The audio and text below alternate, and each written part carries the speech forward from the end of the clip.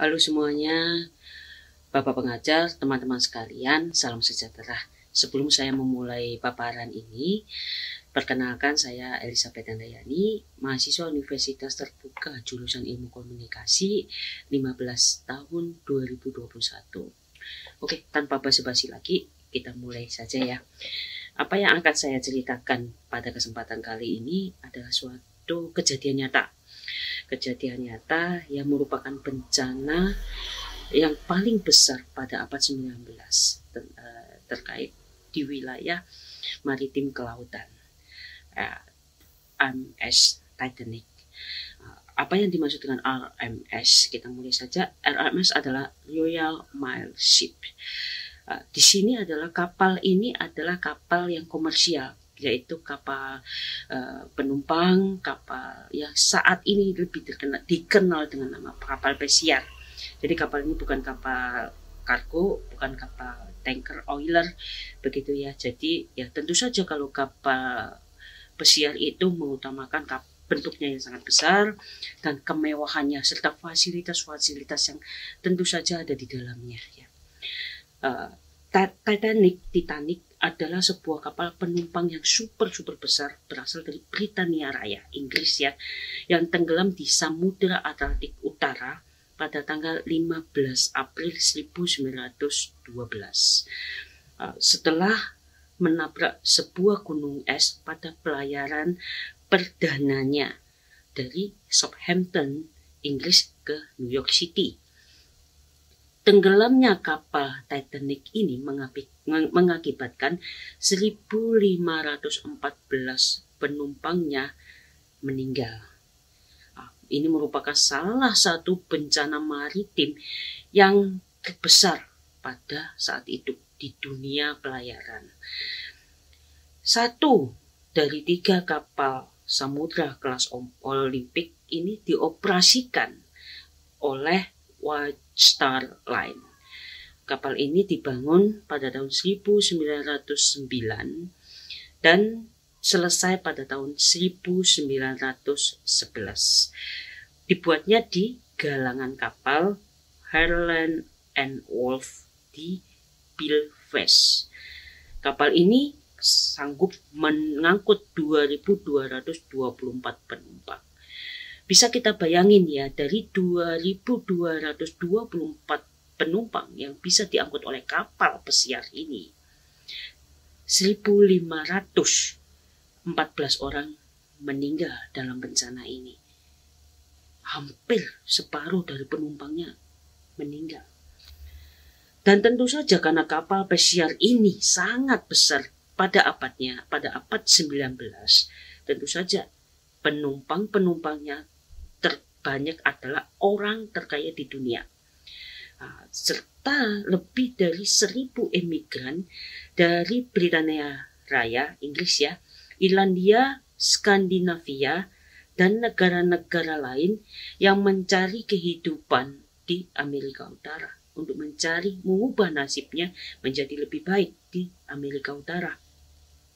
Kapal ini tentu saja dirancang senyaman mungkin, semewah mungkin, yang dilengkapi dengan gimnasium, gym, kolam renang, perpustakaan, restoran kelas atas, dan kabin mewah. Kapal ini juga memiliki telegraf nirkabel mutakhir yang dioperasikan untuk keperluan penumpang dan operasional kapal. Meski Titanic mempunyai perlengkapan keamanan yang maju seperti kompartemen kedap air dan pintu kedap air yang bisa dioperasikan dari jarak jauh, kapal tersebut tidak memiliki sekoci yang cukup untuk menampung seluruh penumpang kapal.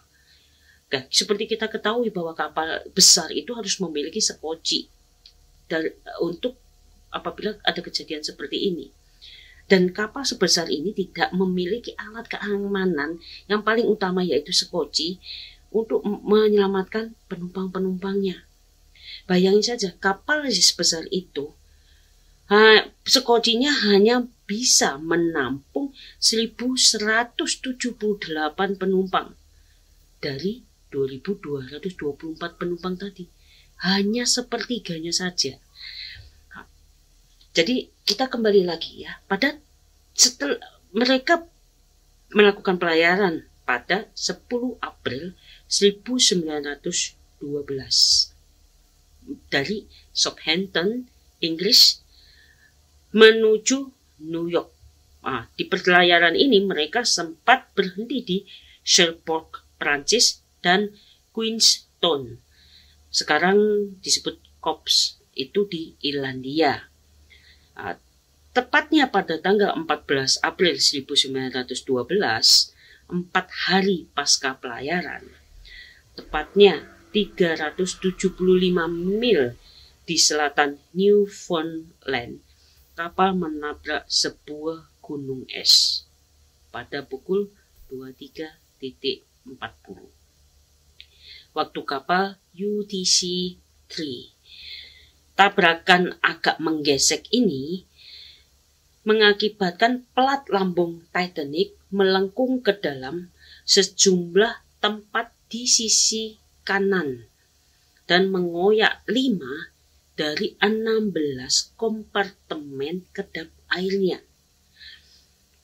Selama 2,5 jam selanjutnya, kapal perlahan terisi air dan tentu saja tenggelam. Para penumpang dan sejumlah awak kapal diungsikan ke dalam sekoci. Namun, sekoci itu diluncurkan dalam keadaan penumpang yang setengah penuh. Bagaimana maksud dari setengah penuh itu? Jadi misalnya sekoci ini mampu menampung 100 orang. Ternyata di dalam sekoci itu hanya mengangkut 50-60 orang yang seharusnya bisa menampung 100 orang. Banyak pria dalam jumlah yang tidak sepadan ya, hampir 90% di kelas 2 ditinggalkan karena para petugas yang memuat sekoci memenuhi protokol wanita dan anak-anak dahulu ya. Di Inggris itu ada kalimat lady and child first. Tepat sebelum pukul 2.20 dini hari tentu saja, pada keesokan harinya ya, Titanic patah dan haluannya tenggelam bersama 1.000 penumpang di dalamnya. Jadi itu sempat miring dan patah, ketarik tenggelam. Orang-orang di air meninggal dalam hitungan menit akibat hipotermia karena bersentuhan dengan samudra yang sangat dingin. Teman-teman tahu apa itu hipotermia? Hipotermia adalah di mana kondisi menurunnya suhu tubuh. Apabila tidak segera ditangani akan mengakibatkan kehilangan nyawa.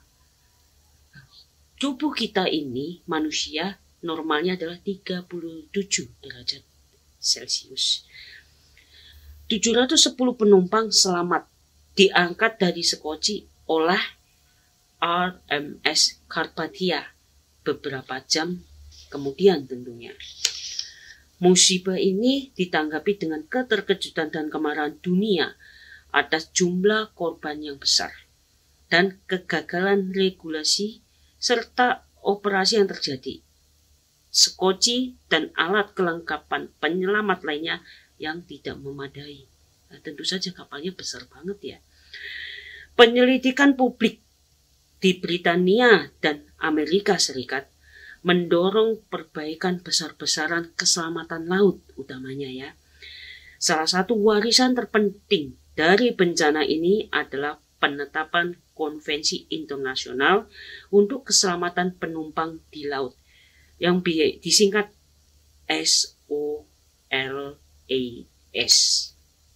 yang masih mengatur keselamatan laut sampai sekarang. Banyak korban selamat kehilangan seluruh kekayaan dan harta benda mereka dan menjadi miskin tentunya ya. Itu sebagian kecil aja. Yang ini yang paling terpenting adalah banyak keluarga, terutama keluarga awak kapal dari Southampton, kehilangan sumber nafkah utamanya. Mereka semua dibantu oleh banjirnya simpati dan sumbangan amal dari masyarakat. Beberapa pria yang selamat, terutama kepala White Star Line, Bruce Ismay, dicela sebagai pengecut karena meninggalkan kapal ketika penumpang lain masih di atasnya. Dan mereka tentu saja diasingkan oleh publik. Bangkai Titanic masih ada di dasar laut, perlahan hancur di kedalaman 12.415 kaki atau 3.784 meter. Sejak ditemukan kembali pada tahun 1985, ribuan artefak diangkat dari dasar laut dan dipamerkan di beberapa museum di seluruh dunia. Titanic telah menjadi salah satu kapal ternama dalam sejarah. Keberadaannya terus diingat oleh sejumlah buku, film, pameran, dan tugu peringatan. Oke teman-teman, mungkin saya akan menjelaskan sedikit tentang apa warisan dari kecelakaan ini ya, yaitu Konvensi Internasional untuk Keselamatan Penumpang di Laut. Itu apa yang dimaksud dengan Konvensi Internasional untuk Keselamatan Penumpang di Laut? Adalah perjanjian atau konvensi paling penting untuk melindungi keselamatan kapal dagang. Versi pertama diterbitkan pada tahun 1914 sebagai akibat tenggelamnya kapal Titanic, di mana diatur mengenai ketentuan tentang jumlah sekoci atau rakit penolong dan perangkat keselamatan lain, serta peralatan yang dibutuhkan dalam prosedur penyelamatan, termasuk ketentuan dan melaporkan posisi kapal melalui radio komunikasi. Sejak pertama kali ditetapkan tahun 1914, telah dilakukan beberapa perubahan atau amandemen pada tahun 1929, 1948, 1960, dan 1974. Dan tentu saja, Konvensi Internasional untuk Keselamatan Penumpang di Laut, amandemen tahun 1974 ini diartifikasi oleh Pemerintah Republik Indonesia pada tanggal 17 Desember 1980 dengan keputusan Presiden nomor 65 tahun 1980. Kemudian pada tanggal 12 Desember 2002, konferensi diplomatik yang dilaksanakan oleh Maritime Safety Committee dari IMO mengadopsi amandemen Konvensi Internasional untuk Keselamatan Penumpang di Laut yang dikenal dengan sebutan International Ship and Port Facility Security. Oke, itu tadi cerita singkat saya terkait Titanic, musibah bencana di wilayah maritim kelautan. Sebelumnya mohon maaf atas kekurangannya. Sekian dan terima kasih atas perhatiannya. Selamat malam.